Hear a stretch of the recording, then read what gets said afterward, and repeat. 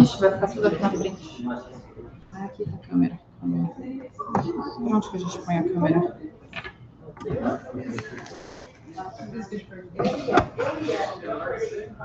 dura aqui com o telefone. Não sei se cabe a Raquel. Não sei. Aqui, ó. Mas eu acho que transmite quando você começar. Aí você. A tela, né? Compartilhar a tela? E não precisa da câmera. Mas vai vir. Não sei onde eu deixo a câmera. Você quer mostrar você? E como que eu compartilho? Então deixa eu fazer isso já. Ou não, alguém vai me apresentar alguma coisa assim? Eu não sei. Você sabe? Alguém ajuda a gente. Compartilhar a tela aqui? Eu não entendo muito. Aqui, ó. Vai lá, Marina. Bota lá no meio. Bota no meio. Buenos dias. As opções. Hello, darling. Oi.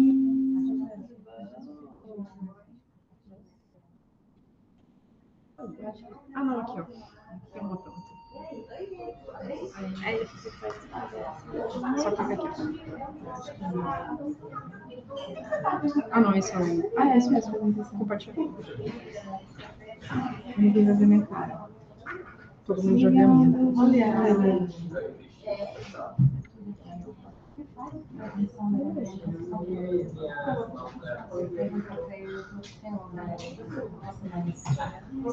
Eu não sei se você mexe nisso. Você me dá um help? O que você precisa? Você tá parecendo que o mundo não tá parecendo. Vai ficar parecendo sem eu. Ah, não. Pra quem da China deve estar. Top. Ah, se você for usar o laser, desse laser é o ótimo. Você vai pelo menos 3 segundos. Então, logo que você querer que com pressa, apertar ele, a gente vai aparecer, tá?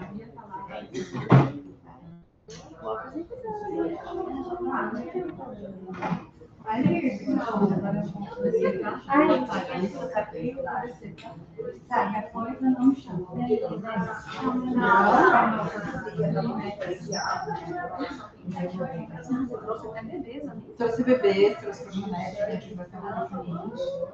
Aí é chiquitoso aqui, né? Nossa, que é chique. Vai ter minha capturinha. Nossa, vai ter tudo. Vai ter uma parceria. Eu sou uma dessas.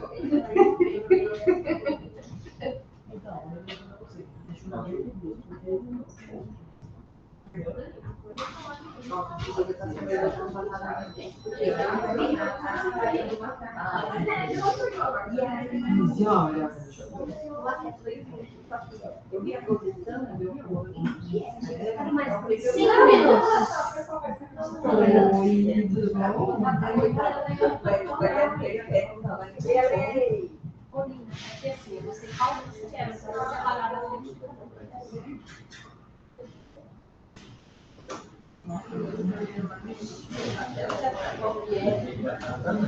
E... acho que assim vai dar muito sono. Neninha, neninha.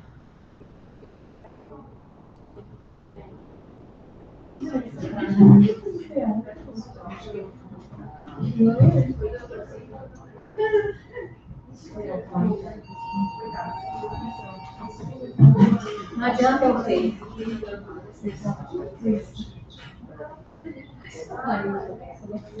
Eu vou estar lá, falando sobre isso. Agora ele vai ter conversa de festas. Foi dar uma aula com os alunos. Não, aliás, ela foi dar uma aula com os alunos. Eu mexo com o computador. Vamos lá. Tudo bem, tudo bem. Tem mais gente vindo? Meus adolescentes. Lembra de mim? Ela tem uma certinha que ela é comigo para o meu avô.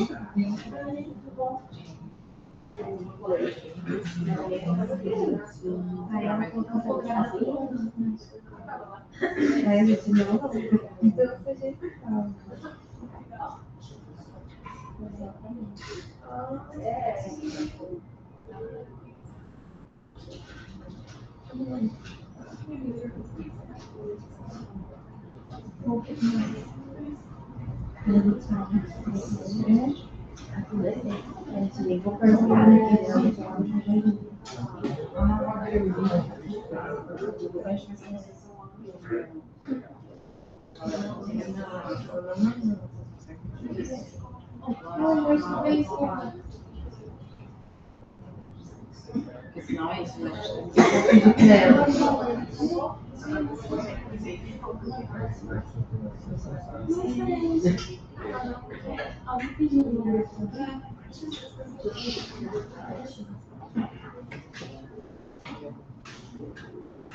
Vou esperar mais 2 minutinhos, tá? Tá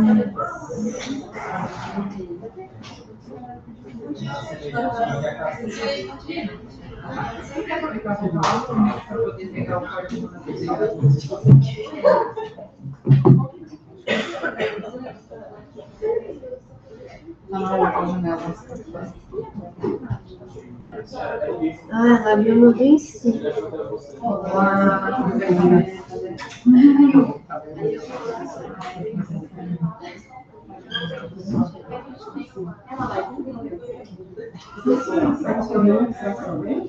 Eu não sei como eu tentava ver a sala dela, nem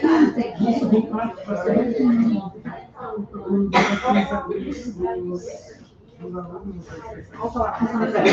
Vou botar lá no calendário. Deu pra pegar o calendário? Eu peguei, eu vou disparar. Me fala o seu e-mail, que aí você também. Marina com Camargo. E aí a gente não procura essa passada, mas por causa da feira. Esse? Com o tipo de agenda, mas eu falei pra eles que a gente ia gravar, ia ter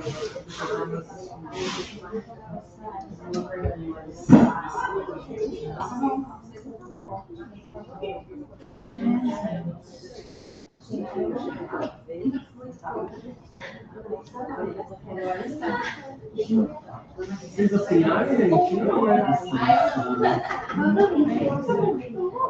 Tem 9 pessoas só aqui na lista.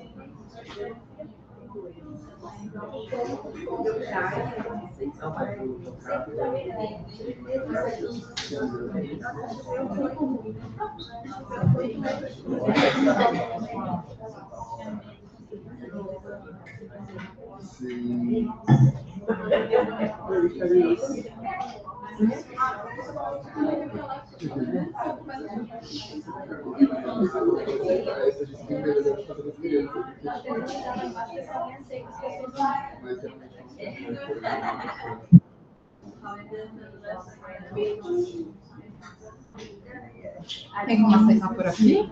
Não? Você que poderia estar nessa mesa.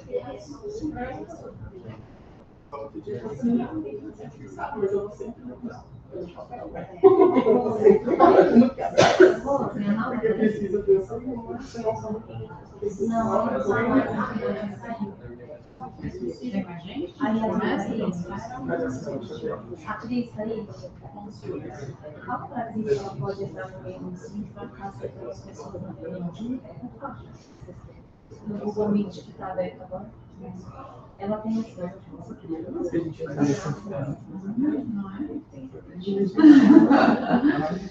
gente tem questão aqui no psicogenético, a gente mostrar uma coisa.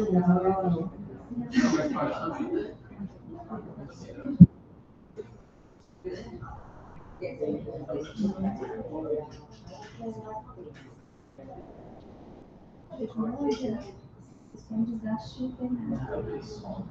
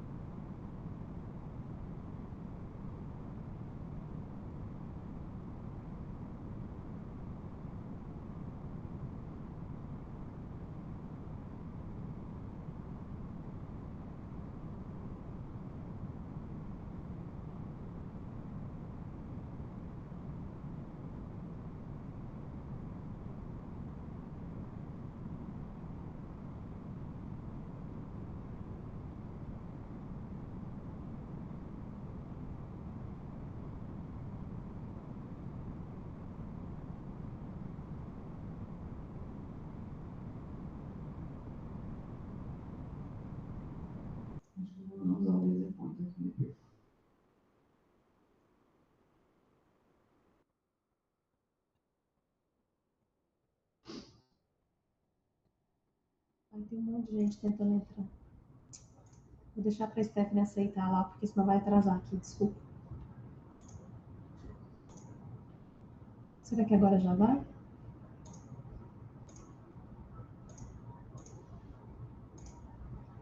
Alguém tá logado?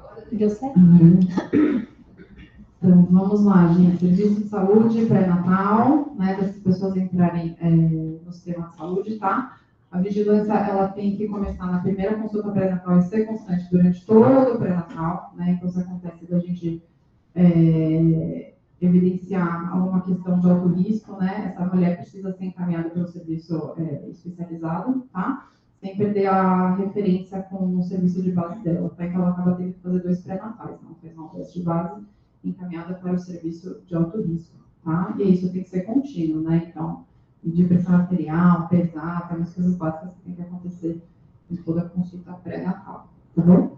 E aí, o que a gente observou também é que isso, os aprimoramentos, né, do serviço de telesaúde também facilitaram com que essas mulheres tivessem melhor assistência e maior acesso, tá? No alto risco, né? O HC, por exemplo, foi um bom exemplo, né? Eles fizeram, acho que até a UTI da obstetrícia, né? E conseguiram fazer essa assistência, né? No Brasil como um todo, a Associação de Manaus, etc.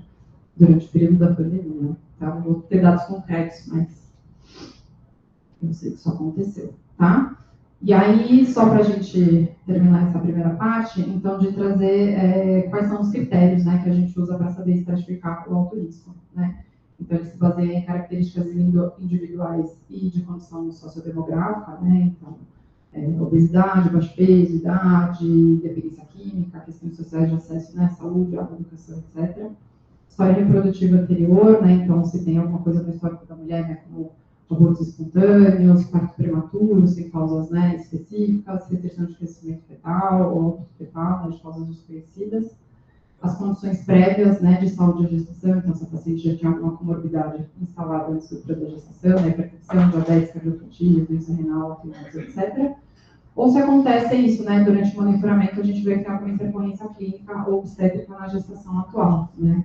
As síndromes hipertensivas específicas da gestação, diabetes mellitus gestacional, placenta prévia, etc. Tá bom?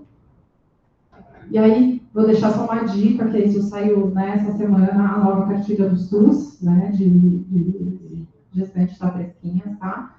É um guia super, super, super completo, tá? Então, acho que traz muitas informações em todos os âmbitos, né, para as gestantes e para as parturientes, né, desde como funciona o sistema, como lidar, né, enfim, uso de medicação, como é que faz o acompanhamento, consulta de pré-natal, ultrassom, né, traz informações, né, a respeito de exercício físico, alimentação, orientações diversas aí, tá? Então fica a dica aí para quem quiser aprender mais, tá bom? E aí eu vou trazer o caso clínico para vocês, tá? Eu quis trazer um caso que a gente conseguiu acompanhar ele de forma integral, tá bom? E acho que é um caso, digamos assim, bem clássico, entre aspas, do que a gente tem lá no nosso arroz com feijão da enfermaria, tá? Então, é a paciente MKLA, feminina, 31 anos, casadas. Ela é secundigesta, né? Então, estava na segunda gestação. Ela tinha um aborto prévio a essa gestação atual, tá? E como antecedentes pessoais, ela era hipertensa crônica antes da gestação. Ela apresentou um diabetes mellitus gestacional, que foi controlado somente com o uso, né, de dieta e exercício físico, sem precisar tratar com o uso de insulina, e o hipotireoidismo subclínico, tá? Ela internou pelo pronto-socorro, aqui na unidade, no dia 25 do 3. Ela estava com a idade gestacional naquele dia de 32 semanas, desculpa, e 3 dias, e ela apresentou, né, um pico pressórico com sintomas, edema generalizado e um ganho de 2,5 kg na última semana, tá? Então, visto esse quadro clínico, ela internou com o objetivo, né, de fazer o controle clínico do quadro hipertensivo e vigilância fetal, sendo indicado para ela fazer o segmento de vitalidade 3 vezes por semana. E a evolução clínica dela, né? Então, entre os dias 25 e o dia 30, ela teve bastante oscilações do quadro pressórico, tá? A gente faz a vigilância, né, a cada 4 horas, tá? Ela não teve esse quadro de edema. E ela precisou fazer esse incremento medicamentoso do uso de antihipertensivos, né? Ela chegou a usar 1,5 gramas de metidopa e 20 miligramas de olodipina ao dia, tá? E aí, no dia 30, ela teve um pico hipertensivo com sintomas, que daí a gente precisou, né, os médicos entraram, né, com a hidrolazina e o sulfato de magnésio, né, que são medicações tanto para auxiliar no controle pressórico, mas também para fazer proteção, né, do sistema nervoso central, porque ela tinha risco de ter uma eclâmpsia, né. E aí também foi indicado para ela o uso do betametasona, né, quando ela estava com uma idade gestacional abaixo de 34 semanas, para auxiliar na maturação pulmonar, caso, né, tivesse indicação de ter um parto de emergência, tá bom?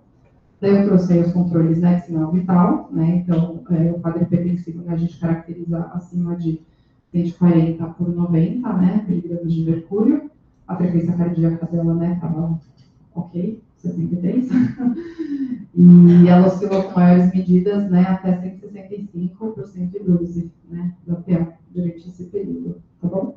E eu trouxe alguns exames laboratoriais, né, que também são marcadores para a gente ver a gravidade, né, do quadro hipertensivo dela, mas também são marcadores de diagnóstico da pré-eclâmpsia, né, então a proteinúria, a creatinina na urina e a relação entre essas duas frações, tá? Precisa validar 0,47, né, para ser classificado como pré-eclâmpsia tem que estar acima de 0,30, tá bom?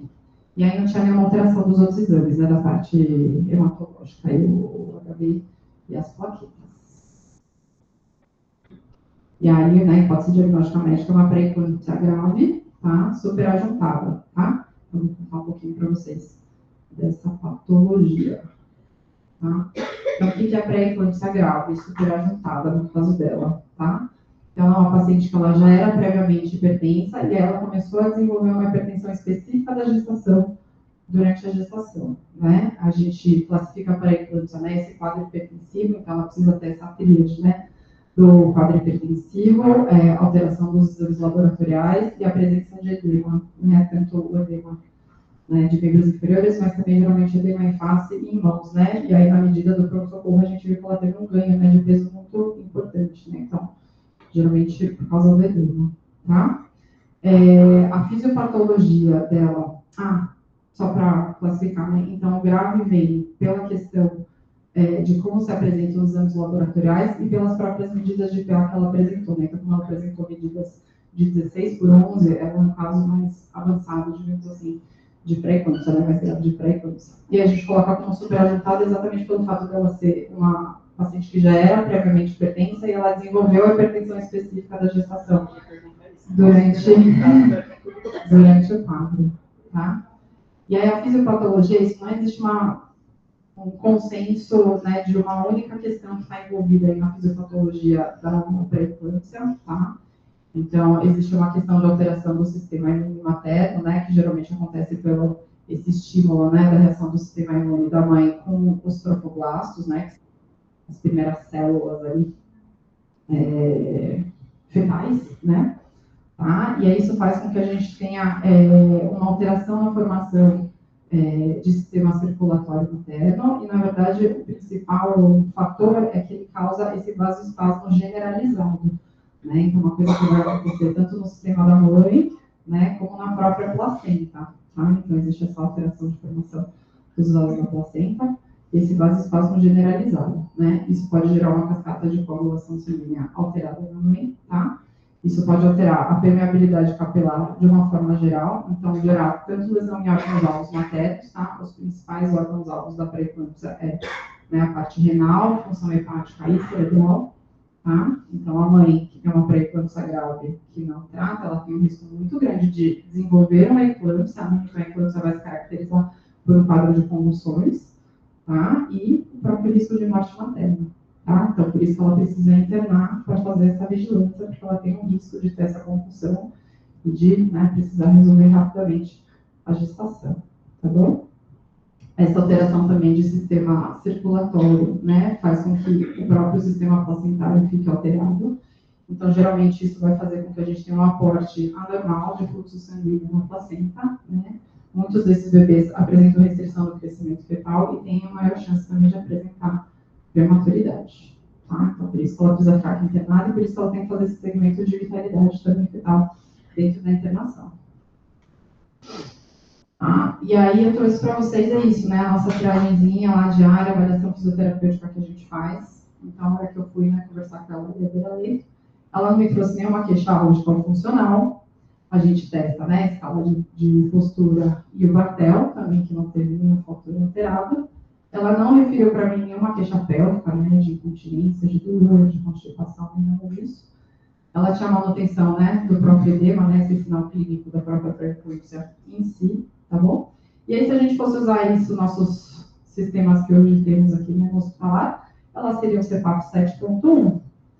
E aí eu pergunto para vocês, o que fazemos com essa paciente? Né? Então, a princípio, seria uma paciente que não entraria ali na nossa prioridade de atendimentos, né? A gente sabe que ela tem um risco clínico muito grande, certo? E que a gente tem uma progressão, a gente espera, na verdade, né? A gente não sabia dizer no momento exato, né? Mas a gente espera que ela tenha uma internação prolongada, que ela consiga se estabilizar clinicamente, que ela possa ficar com a gente, né, o mais tempo possível, exatamente para essa maturação fetal ocorrer da melhor forma possível, tá? Então, eu coloquei assim, né, para vocês ali, né, se a gente colocasse lá na nossa planilhinha, a meta terapêutica, a meta máxima funcional atingida, tá?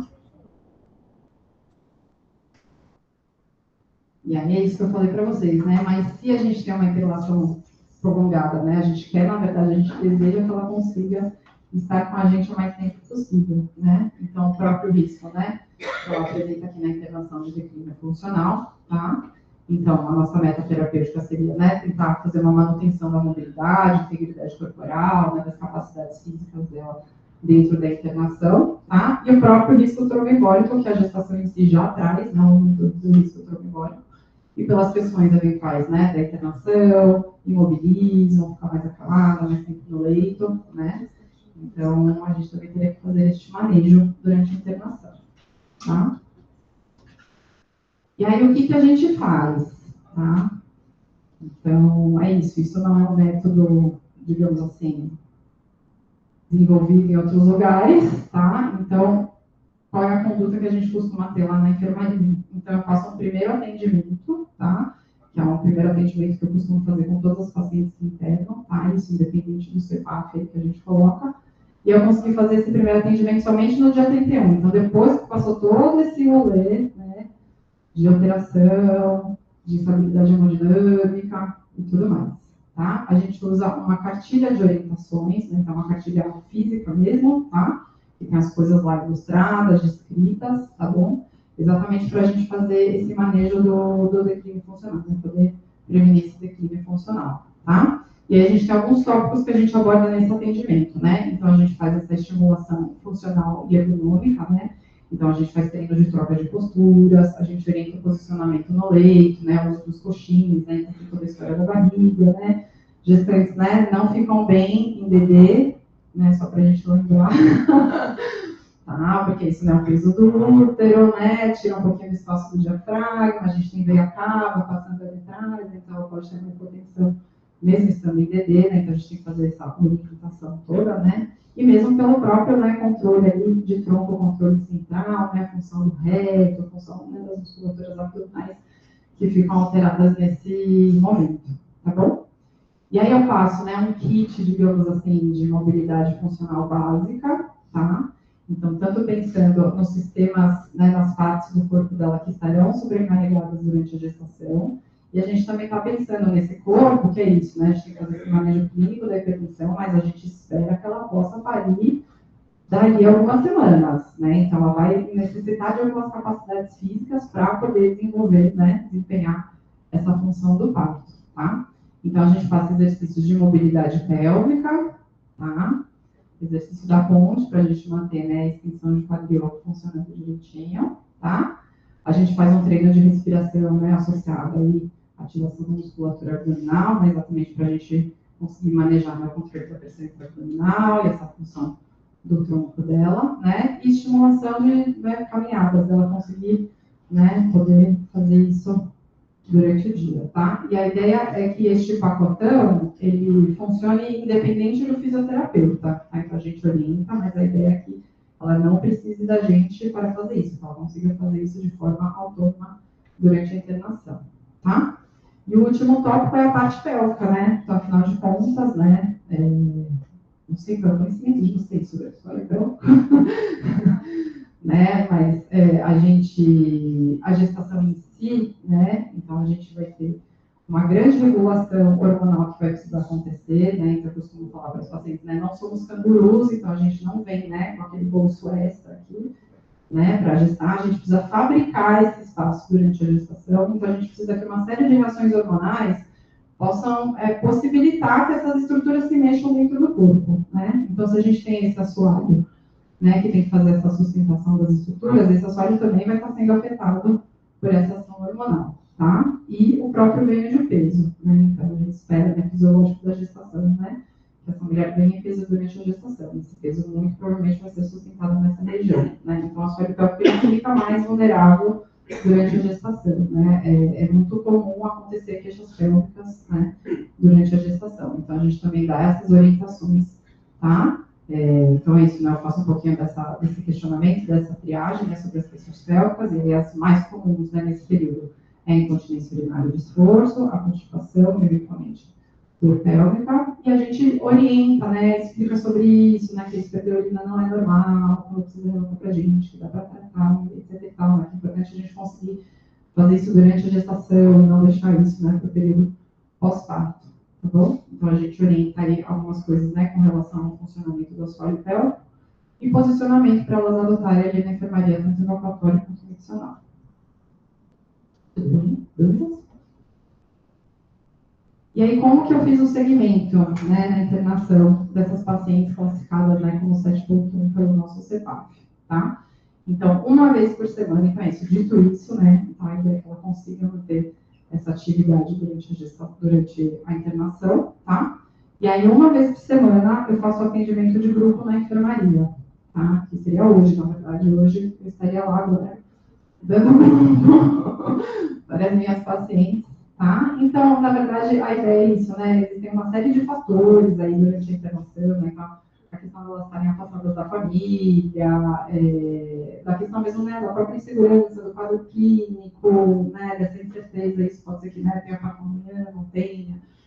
Então, a gente faz uma roda de conversa, né, e a ideia é a gente promover mesmo, né, esse bem-estar, a gente estimular que elas tenham, né, esse contato contínuo, né, de cuidado com o corpo, que elas consigam, né, sanar dúvidas, ou às vezes criar mesmo, né, esse vínculo entre elas, né, conseguirem se ajudar mesmo, assim, né, serem companheiras ali, parceiras, durante a internação, tá? Então, a ideia é a gente fazer essa atividade coletiva, e aí, cada dia, é isso, eu sempre preparo uma atividade base, mas é muito difícil eu conseguir dar a atividade que eu preparei, porque sempre surgem muitas questões ali, elas têm muitas dúvidas, muitas incertezas, então a gente vai adaptando aí de acordo com a demanda, né?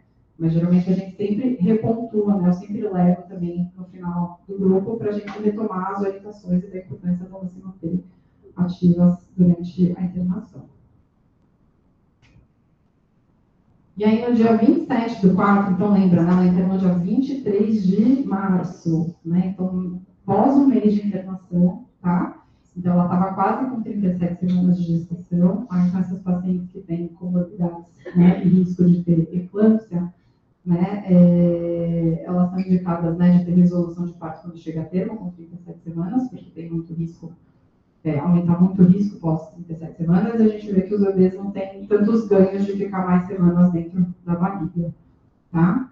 Então, ela ia passar por um procedimento, né, de preparo de colo e indução de parto para a gente resolver a gestação. Então, no dia 27, dia 33 de internação, eu fiz um atendimento individual com ela para a gente falar sobre isso, tá? Para a gente falar sobre o procedimento, o que ia acontecer, ela conseguir tirar essas dúvidas, né? Então, tanto de como é que funciona o próprio preparo de colo, né? E o que a gente pode fazer nesse sentido de estimular, né, o trabalho de parto. Daí a gente pensando, mesmo vou contar para vocês o atendimento do centro obstétrico, né? Então, a ideia é a gente retomar, né, porque também esse repertório motor para favorecer a progressão do feto na pelve materna, tá? E falar também com relação a métodos não farmacológicos para o controle da dor, né? Que também é sempre uma coisa que elas trazem muito forte ali, a questão da dor, etc. Né? A gente tem tentado aí conversar um pouco com a equipe da anestesia e tal, né? Porque, enfim, Mas a ideia foi um pouco fazer esse realinhamento, tranquilizar ela, né, e dela se sentir mesmo preparada e sabendo, né, ciente, né, do que ela poderia fazer durante o procedimento de indução de parto. Vocês conseguem fazer esse atendimento para indução? Não. Muitas vezes a gente consegue falar disso nos grupos, tá? Então é isso, às vezes você tem uma turminha que fala, parir, eu tenho todo mundo junto, a gente fala, a gente conversa muito, né? A questão da dor é uma coisa que surge assim, quase todos os atendimentos, né? Todo mundo tem muito medo com relação à dor, né, do trabalho de parto, então é um tema que a gente conversa frequentemente. Eu até, a hora que você falou da atividade em grupo e tal, porque imagina, né, elas devem ter várias dúvidas. E daí eu até falei com a Anitta, falei, nossa, mas uma vez só na semana, você não é muito pouco. Bom, daí falta perna. Imaginei, Elas porque, classificadas como clinicamente. porque essas são as 7.1, mas a gente sabe que esse CEPAF não serve para esse grupo. A gente tá, isso é um tema, né? A gente trouxe isso, né, nas reuniões lá com a professora, a gente está tentando redesenhar um pouquinho como é que a gente organiza isso, né, para a gente classificar melhor, né, conseguir classificar melhor essas pacientes. No planejamento estratégico tinha uma mesa específica para falar disso. E a gente tem que reconfigurar a classificação para conseguir dizer, olha, essa paciente precisa de atendimento todo dia ou não. Tem que combinar os critérios atuais do CEPAP com os critérios específicos da gestação de adultos. Ou até, não sei, né, uma sugestão que eu estou pensando que seja foda, ou até manter os critérios, mas elas terem a liberdade de indicar, assim como os pacientes do convênio, sabe? Mas para que se visualize isso e, de repente, ser avisado para que o físico que recebe, na enfermaria, também não tenha uma falsa impressão de que esse paciente precisa de atendimento. Né? Se olhar só o CEPAP 7.1, exatamente. Que até refazer os critérios, eu acho que é tanto tempo. Nesse caso, especificamente, ainda combina a questão do CEPAP 7.1, mais o fato dela não ter queixa, nem álgebra, nem pélvica, nem nada, então é uma paciente que teoricamente... Você fala, faça reto, pode ir. Exato. Ela tem um risco clínico de convulsão, mas estando hemodinamicamente controlada, teoricamente ela está bem. E curiosidade, você passa cartilhas, orientações desde o seu primeiro atendimento. O que você percebe lá, elas fazem sozinhas? É bem variável. Tem pacientes que são super aderentes, que se sentem super bem recebidas, e tem pacientes que não gostam da gente. Ela vem querendo fazer exercícios, não quer. É bem variável, assim. Acho que já está fazendo um levantamento, né? A gente fez um levantamento no TCC de alunos, acho que faz uns 2 anos atrás, que a gente deu uma levantada nesse perfil clínico, assim, funcional, né? A gente viu que a gente tem muita paciente obesa, com sobrepeso, né, sedentária, né, então, reforçando ainda mais a importância, né, da gente conseguir mudar um pouquinho esse panorama, né. Eu acho que talvez até isso, a vontade do paciente, assim, em participar, pesar nessa questão de educação, já que essa não quer, né. Não, assim, eu acho que isso também é uma coisa, diante da demanda grande. É que eu acho que também tem motivos e motivos, assim, acho que tem vários cenários, né, enfim, né, do porquê que a paciente está lá. Lá tem paciente que está, sei lá, precisando de VNI, ao mesmo tempo Eu tem uma que vou está mostrar internada depois 3 pra vocês, meses, assim, porque se levantar da cama, ela pode perder o filho. Então, o perfil é bem variado. Bem variável. O perfil da própria idade. Eu falo só dessas que são Não deseja. desse nível. E aí, gente, contar para vocês, então é isso, tá? Eu trouxe esse caso porque é isso, eu achei que foi bem curioso, né? Exatamente isso, a paciente 7.1, que não tem queixa, que a gente passaria e tal, mas foi uma paciente que a gente conseguiu atender ela integralmente, assim, em todos os períodos, tá? Então, eu fiz o atendimento, né, pré-procedimento, e aí a gente vai pensar no trabalho de parto. O que vocês sabem sobre o trabalho de parto, gente? O que a gente faz? No CO, tá? Então, vou falar de uma forma muito simplificada, tá? Então, vamos pensar no parto de uma forma mecânica, tá? Então, esse é um bebê que está morando dentro da barriga, ele precisa chegar aqui fora, tá? E para isso acontecer, a gente tem um trajeto, né, que o bebê vai ter que percorrer, né? Dentro da pelve materna, tá? E para isso acontecer, ele precisa se movimentar, tá? Então, o bebê ele vai fazer esse movimento de descida e de rotação, né? Dentro da pelve materna, exatamente para a gente ter essa proporção, né? Da cabeça do bebê com o diâmetro pélvico lá de baixo, tá? Então é isso, o movimento é uma coisa que faz parte do trabalho de parto, tá? E isso daqui, né, é uma coisa que tem lá na enfermaria, então, infelizmente, estamos em 2026, né? Mas, infelizmente, muitas dessas mulheres ainda não têm essa autonomia, tá, para parir, tá? Então é isso, como a gente está pensando exatamente, né, nessa questão toda de movimentação, não existe uma posição correta, melhor, ideal para parir, tá? O importante que a gente traz é dela ter essa autonomia, né, dela conseguir buscar essa autonomia, né, dessa posição que ela se sinta mais confortável e mais segura para parir, tá? Então a gente tem esses cartazezinhos, né, exatamente para mostrar que não existe uma única solução, né, uma única forma, tem várias formas, tá? E aí, para este bebê conseguir atravessar este túnel, este caminho, tá? Primeira coisa. Mas uma das coisas importantes que tem que acontecer é a alteração do colo cervical, tá? Então, o colo, gente, é a porta do útero, certo? Tá? O útero histórico muscular, músculo liso, então a gente precisa de uma cascata de eventos hormonais para fazer com que esse motor funcione, tá? E a gente precisa dessa modificação dessa porta. A primeira coisa que a gente precisa garantir quando a gente vai fazer esse procedimento, né, de uma indução farmacológica do trabalho de parto, tá? E aí o esvaecimento, né, então o colo ele é grossão, certo? A gente espera que seja, né, tem pacientes que não tem este colo grossão, tá? Então ele precisa se afinar e ele precisa, né, dilatar, tá? Então para a gente criar como se fosse, né, um espaço único, né, entre a cavidade intrauterina e o canal da vagina da mulher, tá?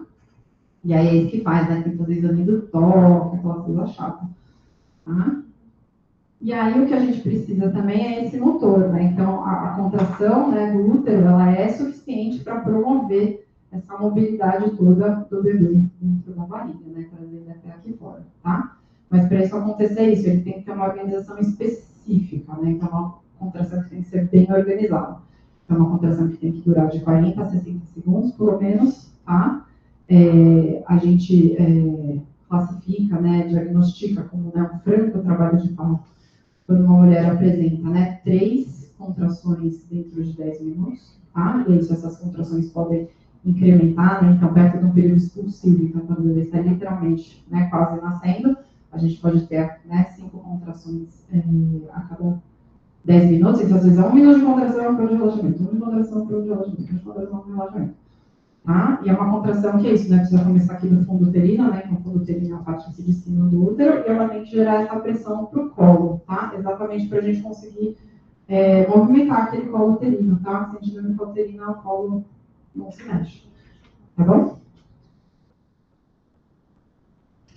E aí o plano de Deli, tá? Então, para a gente conseguir, né, saber onde é que este bebê está na pelve, né, se ele está conseguindo fazer essa progressão, tá? A gente usa essa medida do plano de Deli. Então, é como se o bebê ele precisasse atravessar, né, 10 centímetros aqui de corredor, certo? E a gente vai usar as referências ósseas da pelve materna para dizer onde esse bebê está, tá? Então, aí, esse obstetra ele vai fazer lá o exame do toque, ele consegue achar, né, o colo cefálico aqui do bebê e contar para a gente aonde ele está, onde este bebê está dentro da pelve, tá? Isso é uma coisa importante para nós fisioterapeutas dentro do centro obstétrico, tá? E aí, gente, ó, atendimento no CO, deu bom nesse dia, não tinha menina, não tinha ninguém passando mal lá, deu pra gente ir para o centro obstétrico, tá?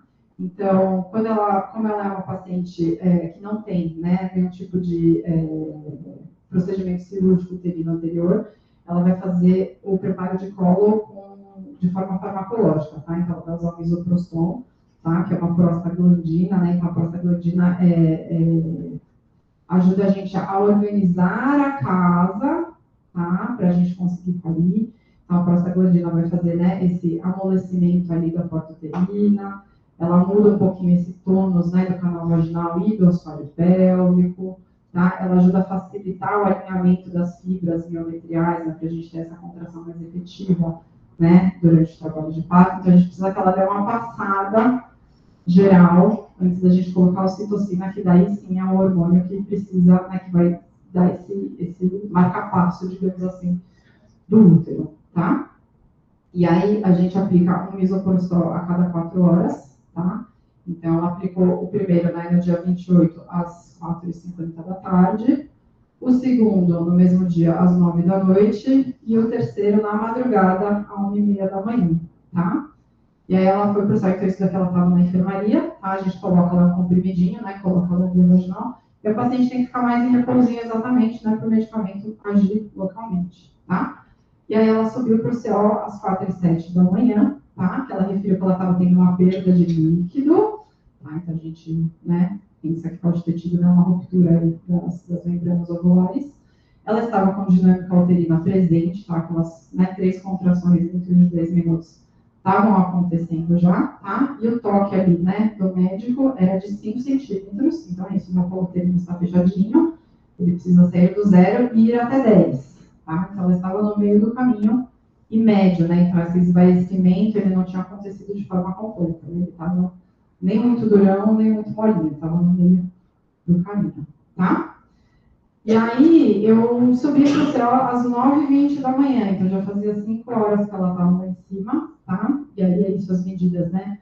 Obstétricas, para a gente saber o que fazer lá em cima. Então, o bebê estava no plano 0 do DELI, transverso à esquerda, e ela estava mantendo esse toque uterino de 5 centímetros, tá? Ela já tinha feito uma analgesia medicamentosa, tá? Então, estava lá com o catéter, tá? Da anestesia, mas mesmo assim ela ainda estava referindo uma queixa álgica de dor em síntese pública durante as contrações, tá? Então, a nossa meta terapêutica, né, diante deste cenário todo, era auxiliar, né, nessa queixa álgica e favorecer a progressão do feto, né, na pelve, que neste caso estava na pelve média, eu vou contar para vocês, tá bom? Então, aqui, ó, do nosso plano de DELI, tá? Então, a gente divide, né, biomecanicamente a pelve em 3 setores, tá? Então, quando a gente está do -2 para cima, né, como se o bebê ainda estivesse, né, nessa cavidade abdominal, tá? Do -1 até o +1 é quando o bebê literalmente entrou, né, na nossa pelve verdadeira, que a gente chama, tá? E esse espaço, ele acaba sendo esse espaço que é o mais desafiador para o bebê, tá? Porque é um espaço que ele é mais estreito, então a gente tem quase essa coincidência, né, de diâmetro cefálico com o diâmetro da pelve materna, e é um lugar que o bebê ele precisa começar a se movimentar, então ele tem que fazer pelo menos 90 graus de giro na hora que ele está nesse pedacinho aqui, tá? E é a nossa pelve inferior, né? Então a gente classifica do +2 lá para baixo, tá? Então é como se fosse realmente o final aqui do nosso canal vaginal. E aqui é quando a gente vai dar de cara com o nosso assoalho pélvico, né? Ele está inteirão, basicamente, né? Do +1, mas mais importante do +2 lá para baixo, tá bom? E aí, o que a gente fez de atendimento? Vai ser um... Ela tá te vendo online. Ela vai ser a minha cobaia. Ah, mas alguém Tá? Alguém quer ver, gente? A Lina trouxe até. Eu trouxe pé, gente. Eu trouxe várias coisas aqui. Quer ser ou não? Vocês acham que vocês conseguem? Eu posso mostrar na pelve modelo aqui também, ó. Mas se vocês quiserem, trouxe tudo. Sim? Ai, gente, que chique, adorei. Palmas,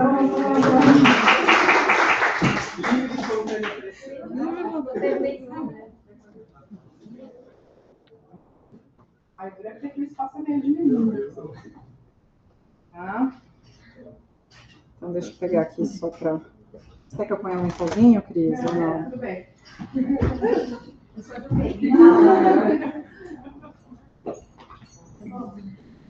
Ó, gente, eu trouxe a agulha aqui daí no microfone. Só para mostrar. Eu não sei se ficou claro ali, tá? Então eu trouxe um modelinho de pelve para vocês, tá?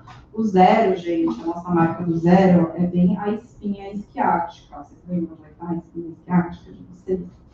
Tá? Então não é tuberosidade onde a gente senta, tá? É a espinha aqui, ó, tá? Então se a gente for ver, né, a gente tem meio que esse quadradinho aqui, ó, né, que é esse espaço bem diminuto, tá? Então para a gente ganhar mobilidade aqui, favorecer esse diâmetro, a gente precisa dissociar a pelve, tá? E lembrar, né, isso, né, a parte anterior, né, nossa síntese pública é a parte mais fixa, e a gente vai conseguir fazer isso, né, trazendo mobilidade para a parte posterior aqui do sacro, tá? Então, a gente precisa, né, para ganhar espaço, né, como se um lado da pelve tivesse que fazer uma coisa e o outro lado da pelve tivesse que fazer outra, tá bom? Então, vamos lá, Cris, pode se deitar aqui.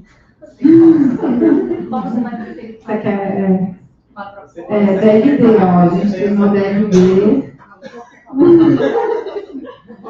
DLD. Pode pensar na frente? Não precisa ser deitada. DLD, ela estava deitada. Tá? Então, o que acontece também, gente, né? O paciente que toma anestesia, depois que a gente toma anestesia, a maioria das anestesias, elas podem frear um pouquinho, né, esse motor uterino, tá? E aí a paciente, ela tem que ficar de jejum, né? Ela não pode comer depois porque dá muita náusea, dá muito vômito.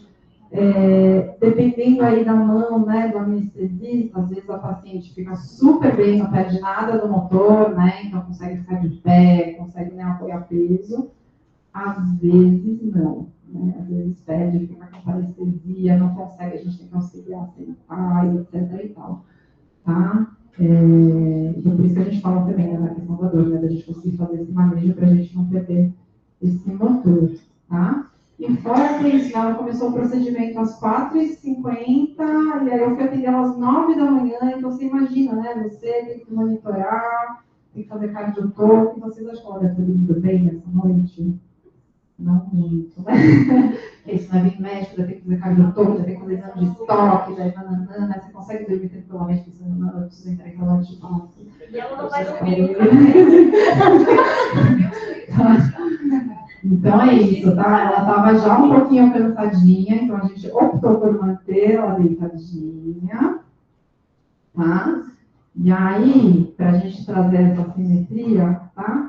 Então, a gente ficou com um pezinho esticado, isso, e a outra perna fletida. Pode deixar o joelho neutro aqui, ó, lá para baixo, tá? E aí, um jeito...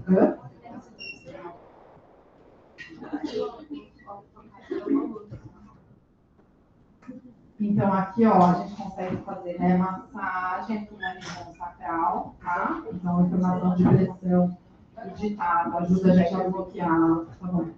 Bloquear a inflamação de dor lá na medula, então aqui eu consigo dar assistência para ela, né, apesar dela estar, né, na queixada de capacidade, anestesia, tá? E aí, durante a contração, então, pensando que é isso, né, a hora que o útero contrai, a gente precisa, né, que esse espaço na pelve esteja facilitado, certo?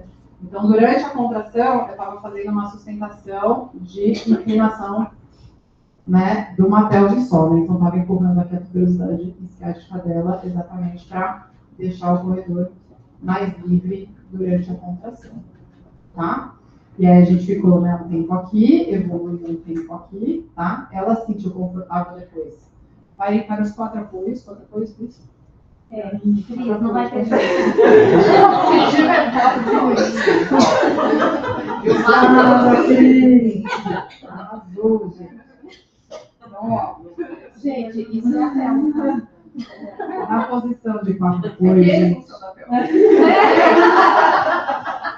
A posição de quatro apoios é uma posição que a gente tem muita liberdade, né, de movimento dentro da pelve, né, que faz uma reta aqui. Isso, a gente pode fazer inclinações laterais aqui, certo? E a gente não tem nada bloqueando o movimento do sacro, né? Então é isso, se o bebê vai fazer, né, pressão aqui, ó, ele tá livre para se mexer, tá? Como ela começou a me referir que ela estava sentindo, né, essa pressão da síntese pública, ela foi migrando para uma pressão lá embaixo no canal vaginal, né, quando ela me fala isso, eu entendo que esse bebê já entrou mesmo na pelve média, tá? Que ele já está fazendo pressão, querendo descer para a pelve inferior, tá? Então, essa é uma posição que a gente consegue bastante espaço na pelve inferior, certo? Tá? Aqui, uma coisa que auxilia é a gente orientar um pouco o posicionamento do quadril, tá? Então, da pelve média para a pelve inferior, a gente vai querer que ela fique com o quadril neutro, tá? E favorecendo da pelve inferior, a gente vai pedir até um pouquinho de rotação interna para ela, tá? Exatamente porque aqui a gente consegue afastar a tuberosidade isquiática aqui do meio do caminho, tá? Então, é uma posição que a gente tem muito espaço na pelve inferior, essa daqui, tá? Inclusive, por exemplo, partos pélvicos, né? Que o bebê está sentado, então a gente está com a cabeça para baixo, certo? A gente precisa de mais espaço exatamente para a cabeça não, né, ficar presa no final, a gente sempre vai parir nessa posição, que é a posição que a gente tem maior espaço nessa região da pelve inferior, Eu tá? acho que é um erro pensar que tem que abrir a perna. Nesse caso, tem que rodar para cá para abrir a cavidade. Tá? Tem que girar E em pé. aí, o que aconteceu foi que nessa posição, ela começou a fazer um puxo espontâneo, né? Então, quando o bebê vai coroar em cima do assoalho pélvico, né, a gente espera que a mulher ela tenha esse reflexo do puxo. Então, que ela espontaneamente, né, queira fazer uma força a favor da contração, exatamente para ajudar o bebê a passar nesse último espaço que ele precisa vencer, né? Então, às vezes, no final da contração, a gente vê a mulher fazendo uma forcinha respiratória, né? Ai, né? Tipo, tentando fazer uma forcinha de empurrar no ritmo. Por isso que no congresso o povo estava incomodado com os barulhos da nossa sala. Porque estava simulando isso. Então, na verdade, é isso, né? São sinais, né, que a paciente vai mostrando pra gente que a gente está conseguindo fazer, né, favorecer essa progressão do bebê dentro da pelve, tá? E aí, o que aconteceu? Obrigada, Cris! Nenhuma figurinha foi feita. Não, Não sei. obrigada, Cris. Vai revisar o slide. Eu pegar ele buscando. E aí, o que aconteceu, gente? Nós estamos em 2026, né? Nós estamos na vacina, para escolas, para residência, né? Para tudo. Mas esse parto aconteceu na posição de litotomia, tá? Litotomia, né? Aquela posição ginecológica, tá? Isso, né? E aí, né, o que acontece nessa posição, né? Então, olha onde é que está o nosso sacro aqui, né? A hora que a gente está... não, tudo bem. Olha onde que a gente está, né? Então, aqui a gente realmente diminui muito a mobilidade desse sacro, né? Com aquele espação que a gente tinha ganhado, né? De barriga para baixo, né? No gato, a gente perdeu, tá? Mas é isso, gente. Questões, docência aqui que a gente tem. Até o olho. A gente tem, tá ali. Mas aí como que é a conversa, por exemplo, o alinhamento de vocês da física com a decisão médica? É um pouco difícil, um pouco vai querer difícil. negociar. Mas depende do assistente do dia, basicamente. E, na verdade, é isso, né? Os residentes, na verdade, que tem que ter uma postura mais, assim, de bancar, assim, né? E isso é um pouco complicado, por questões, enfim. Eu acho que, assim, a minha sensação é que a gente, estando lá dentro, é isso, a gente bloqueia muitas intervenções, né?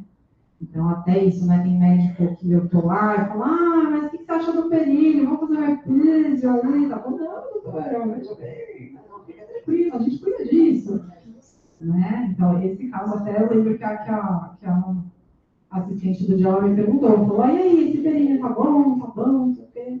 Não, doutora, fica tranquilo, né?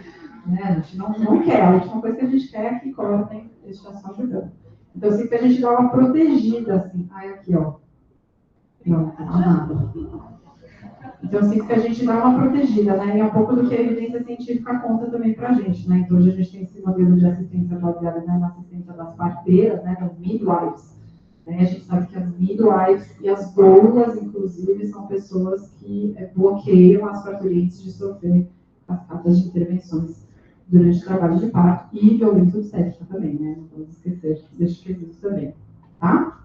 Então, enfim, por N questões, aconteceu de ser um parto de litotomia, mas é isso, né? Em 2 puxos, 2 respirações aí, 2 contrações que a mulher teve, este bebê nasceu. Então, é isso, né? A gente chegou lá às 9h30, com o bebê ainda, em teoria, na metade do caminho, certo? Para passar, né? Em menos de 2 horas, este bebê nasceu, tá? E aí tivemos uma laceração perineal de grau 2, tá? O bebê era um bebê restrito, né? Então não era um bebê grande, né? Então não era para ter feito tanta pressão assim nesse assoalho pélvico, tá? Ele nasceu com 2.394 gramas.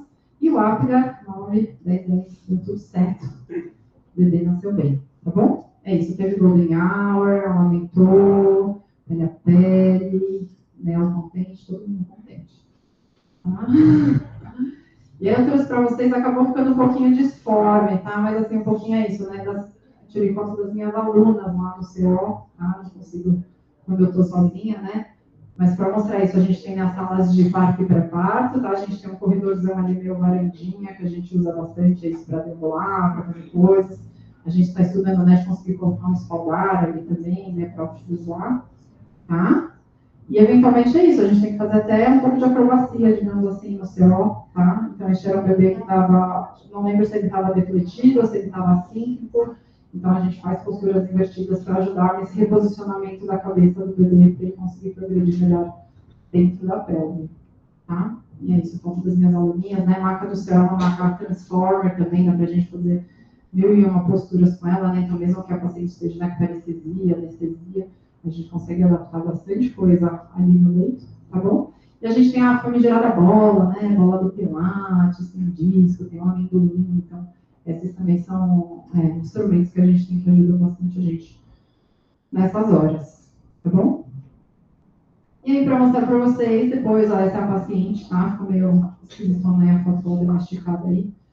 Mas essa é a nossa paciente. E aí, o atendimento que não foi feito por mim, tá? Foi feito pela Letícia, né? No dia 30 do quarto, no alojamento conjunto, né? Então, a puérpera já pós-parto, tá? Então, geralmente, nesse momento, a gente oferece também uma cartilha de orientações, tá? Orientações para alto, para ela seguir em casa, ergonomia com relação à alimentação e à troca de posturas, né? Então, a gente espera que este corpo, né, esteja ainda, como que eu digo assim, um movimento muito parecido ainda, né, com o momento pré-parto. Então, o bebê nasceu, ela está apresentando, né, sangramento uterino, mas isso não deu tempo ainda, né, do corpo se adaptar, tensão de fibra, força muscular, isso ainda não deu tempo de acontecer. Então, a gente passa todas as orientações ergonômicas, tá? O cuidado da ferida operatória, né, no caso foi a ferida perineal, né, então a gente faz esse manejo dessa fase mais inflamatória, mais aguda, e depois, tá? O estímulo à amamentação e os exercícios né, de controle central aí, exatamente para a gente auxiliar, né, agora para essa retomada de contenção abdominal e desse controle, né, da pressão intra-abdominal, que também vem pela parte perineal, tá? E eu coloquei, né, meta terapêutica, adequar as trocas posturais, estimular o levante de ambulação pós-parto, estimular a motilidade intestinal, oferecer cuidados perineais pós-parto e adequar a postura para a amamentação. Tá bom? E a alta hospitalar dessa paciente aconteceu somente no 5º dia, então, a princípio, né, deu tudo certo, a gente espera a alta com 2 dias, né, de pós-parto, 48 horas. Ela ainda teve, ó, várias oscilações pressóricas, tá, no pós-parto, tá? Então, ó, 170 por 110, 180 por 110, tá? Então, ela precisou ficar uns dias a mais para conseguir fazer esse controle clínico, tá? Precisou mudar, né? Isso mudou todo o esquema antihipertensivo e ela vai com alta com encaminhamento para ela fazer o segmento da hipertensão no teste de referência dela. Tá bom? E aí eu trouxe para vocês, então é isso, né? Como eu falei para vocês, né? Esse caso mais clássico, digamos assim, essa paciente, né? 7.1, que a princípio a gente passaria, então foi uma paciente bem legal que a gente conseguiu, né, acompanhar, então isso foram 41 dias de internação que ela ficou com a gente aqui no hospital, tá? E é isso, deu tudo certo, a gente conseguiu segurar, né, a gestação até 37 semanas, sem eclâmpsia, o bebê nasceu bem, ela tá bem, tudo controladinho, tá? Mas eu trouxe para vocês o meu buchinho dessa semana, só para vocês saberem o que também acontece, assim, só a título de curiosidade, tá? Então, a gente tem uma paciente hoje, né, de 16 semanas, que é uma cardiopata que teve um AVC em fevereiro, tá? Então, estamos cuidando dessa hemiparesia, treinando ortostatismo e, né, treino de marcha, tá? A gente tem pacientes, né, tem outra, né, hemiparética, que tem lúpus anterior, então, por uma questão de escapes, né, de convulsão da epilepsia. A gente tem outra paciente cardiopata, que teve, né, uma descompensação química por quadro gripal. Nossa, a gente está com muito paciente neuro, né? Outra paciente com pseudotumor cerebral, hipertensão intracraniana, que deu trauma mentoral, diabetes mellitus, né, com diabetes mellitus gestacional, né, um paciente, né, isso, outra pré-eclâmpsia, né, não tem mais nada.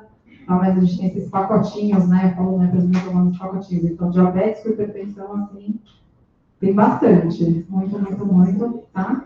E pacientes por questões obstétricas mesmo, né? Que é um paciente que tem uma formação fetal, placenta prévia, né? Que é uma paciente que precisa ter todo um planejamento cirúrgico do parto, reserva, né? Que eventualmente vai parar lá na UTI das meninas, tá? Paciente em trabalho de parto prematuro, outra pré-eclâmpsia, né? Super ajuntada com uma asma descompensada, né? Então, né? A parte mais fisiorresp, digamos assim, que a gente pode fazer, uma outra com tuberculose pulmonar também. Tá? Então, só assim, a título de curiosidade, pra vocês saberem assim, que a gente também tem uns casos mais difíceis, né? Que acho que são coisas que acontecem nas enfermarias do IC, de uma forma geral, então não estamos, a obstetrícia não está isenta dessas coisas todas, tá? O que a gente precisa fazer é pegar essas coisas e colocar dentro, né, dessa linha do tempo aí, dessas alterações fisiológicas que a gente espera da gestação, né, o que a gente precisa preconizar para cada período de atuação. Tá bom, pessoal?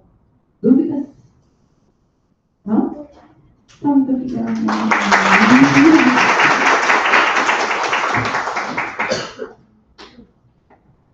Lima, parabéns pela apresentação. Eu achei legal que você trouxe, apesar de ser bem comum para vocês, eu acho que você trouxe um caso que mostrou toda a jornada, né? Tipo assim, os diversos cenários por onde ela passou e a atuação de vocês da fisioterapia. Então, desde o primeiro atendimento, com orientações, atendimento em grupo, pré-indução, atuação no centro obstétrico, que para mim foi tudo novidade, assim, eu não fazia ideia. E acredito que muitas pessoas sabiam que atuavam no centro obstétrico, mas não exatamente o que, né, o que fazia, enfim. Eu acho que muitos aqui também aprenderam o pós, né, até no alojamento conjunto e tudo mais. Então, parabéns aí pela apresentação, achei bem interessante. E óbvio, né, a gente dá UTI, aqui a gente quer, né, puxar uma sardinha do nosso lado, mas só para a gente, eu queria que você falasse um pouquinho, por exemplo, se essa paciente tem alguma intercorrência, ou outras pacientes, né, quando elas acabam tendo que ir para a UTI, e daí acaba indo lá para a UTI do 11E, cadê a Paulinha, a Cláudia, a Luana é pediatria, Luana, não sei se você está lançando essa mochileta. E daí para você comentar um pouquinho, se a Paula quiser. Cadê a Paula? A Paulinha está lançando. Também eu acho que colocar um pouco da experiência de como que é essa troca. Assim, eu fiquei sabendo que em alguns momentos você até chegou aí lá para fazer alguma intervenção mais específica. Quando que as meninas precisam desse suporte de vocês e essa troca, comentar um pouquinho disso. Quer falar, Paulinha? Inclusive, você está gravidinha com esse dado. Olha, a nossa conversa é muito boa, adoro as meninas lá do UTI. E se vocês, assim, se todas as pacientes que vão para a UTI, se vocês fazem esse acompanhamento lá, ou só não, na verdade, quem cuida delas lá são as meninas. Vocês são solicitadas. Na verdade, é o que a gente faz para conseguir fazer essa transição do cuidado, né? Então, a gente conversa bastante, é isso, né? A gente teve um caso bem emblemático no passado, de uma paciente adolescente, gestante, com quadro de Guillain-Barré, né? Que ficou um tempão internada lá no UTI, tetra, né? Com tráqueo, né? Então, isso também é uma coisa, né, que a minha equipe de enfermagem não está habituada a lidar, né, com esses cuidados de via aérea, né? Então, assim, a gente acaba liderando muito isso, né, no sentido de cuidado, né?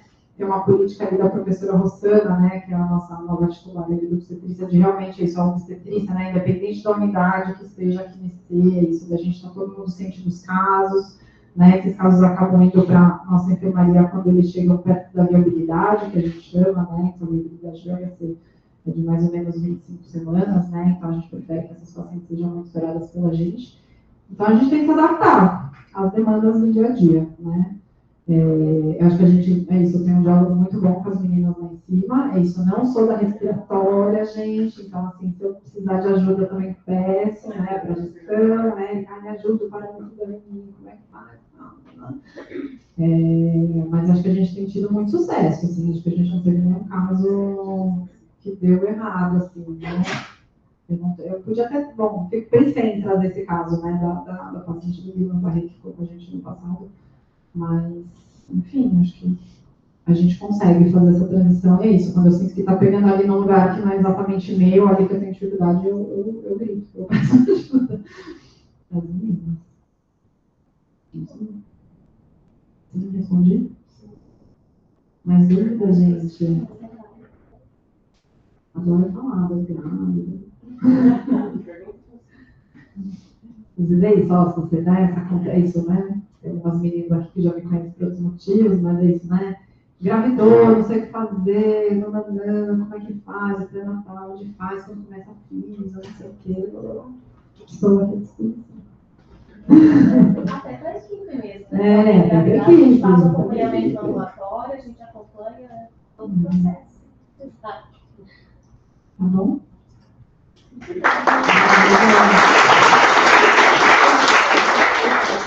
Pessoal, tem alguma coisa aí do... Não, só mandaram parabéns e muitas palminhas. Obrigada, gente. Valeu. A gente vai tirar uma fotinha. Menina, peraí, pessoal. Vai aqui, ó. Vamos tirar uma foto sua com a curso, né? Agora a Elisa tá.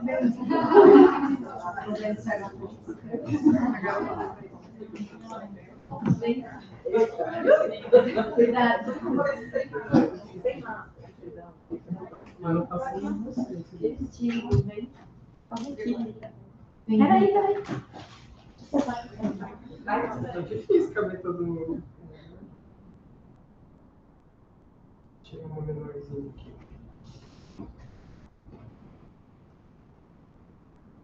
Opa.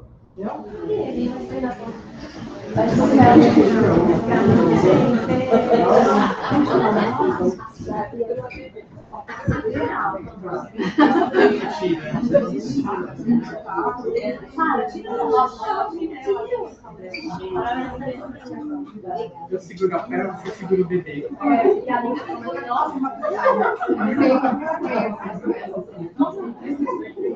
E não é pouco. Ali? Você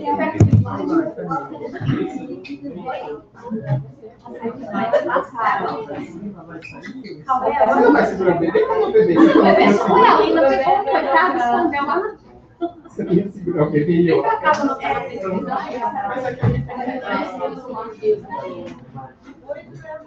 Gente, todo mundo assinou? Nossa.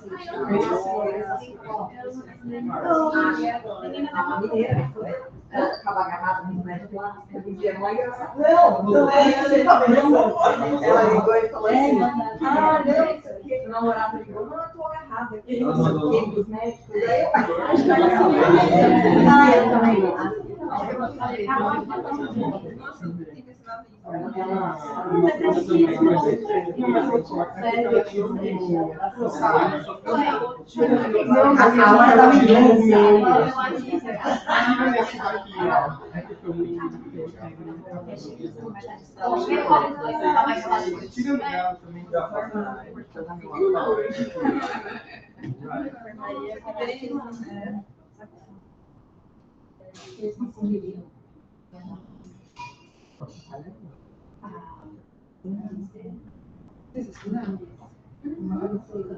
Eu vi.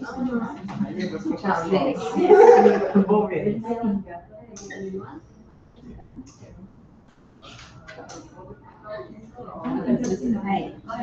Ela fala depois o que tem ela, Deixa eu tirar uma foto de você de novo, que eu tirei, mas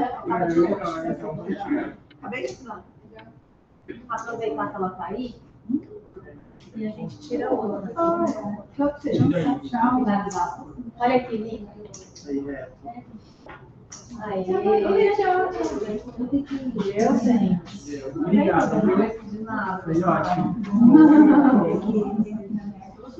Eu gostei dessa célula.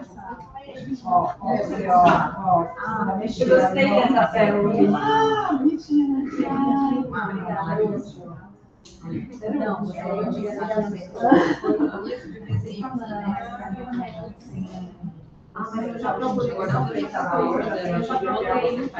é que na verdade eu queria a hora inteira aqui, só que eu não vou fazer isso na parede, eu vou ensinar a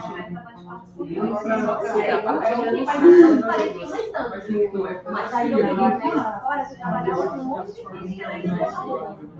Não, ele mexe com aqui, vai regular mesmo.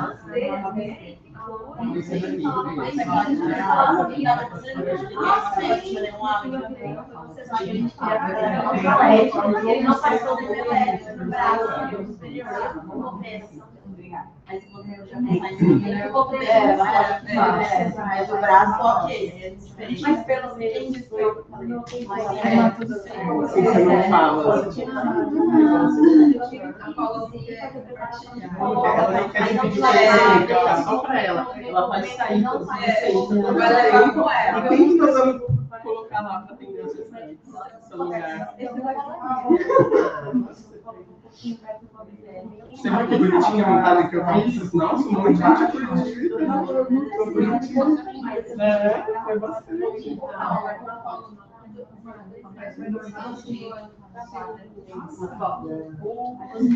Eu só não posso ir, mas é que ele não obrigada, viu? Nada, meu bem, você é uma amiga. Não, fica com tempo se precisar.